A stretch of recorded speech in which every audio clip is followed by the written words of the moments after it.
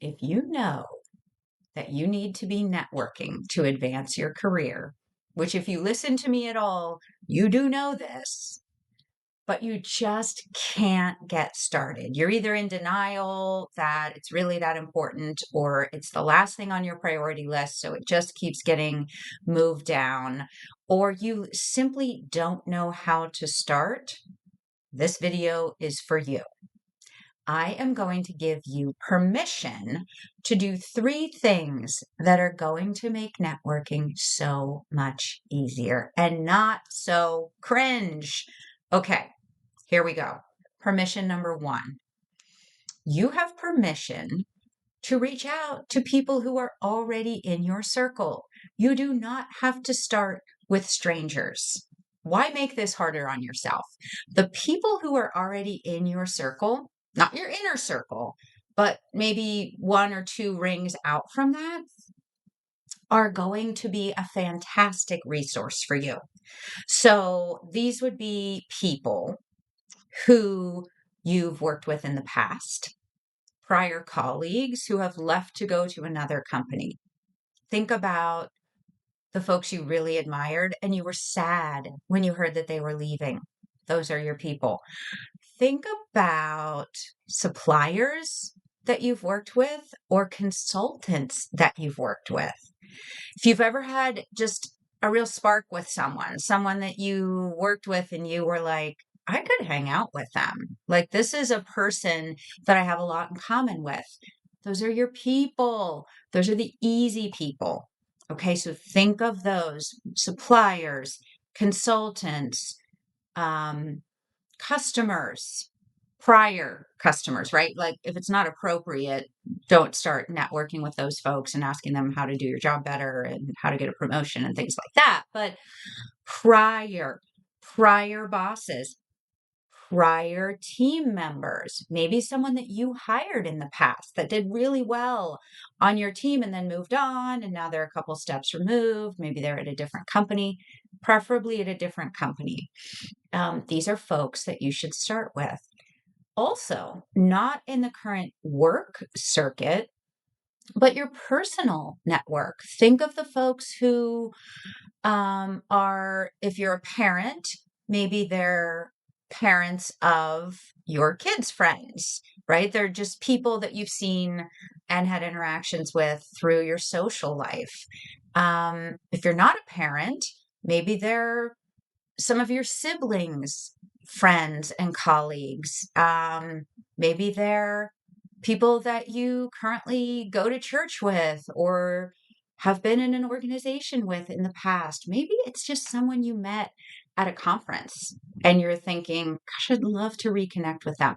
Some past connection that you can reach back out and reignite. Okay, so that's permission number 1. Do not start with a complete stranger. Start with somebody who's already in your circle in some way. Permission number 2. It's okay to go into this conversation with an ulterior motive of how you can help them. You didn't expect me to say that, did you? You thought I was going to say ulterior motive that you're asking for something? No, go in with an ulterior motive of how you can help them.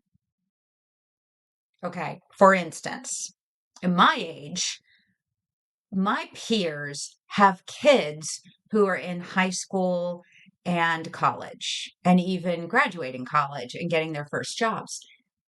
I have offered many times to shadow to have somebody shadow with me at work if they were interested at all in supply chain or engineering or finance.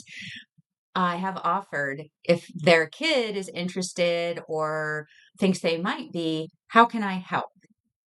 I have offered for practice interviewing skills, mock interviews, things like that for them or for their kids. Think about the things that you're really good at. What do people love about you and appreciate that you add value in?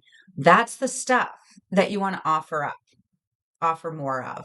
Perhaps this person works at a different company and you've recently started a mentoring group at your own company. Maybe they're thinking of doing the same and you're sharing ideas on that. You could offer to be a guest speaker.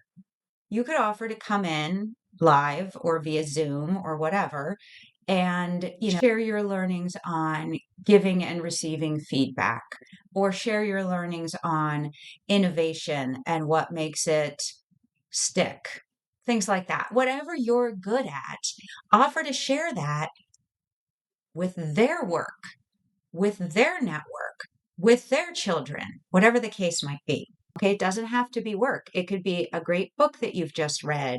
It could be a home project that you've just done that you had learnings from. It could be a trip that you just went on, and maybe they're thinking of a European vacation, and you had an amazing time in Amsterdam, and you want to share your favorite restaurants, right? Something. It's this servant approach to everything that we do. Something will come out of this networking discussion that helps you. That's why you want to reach out to them. But make sure that you go into it thinking, how can I help them? Have that ulterior motive. How can I help them? Because if they're not picking up what you're putting down in terms of, hey, I'm meeting with you because I need your help, offer help, and then they'll automatically feel the need to reciprocate. They'll ask, how can I help you?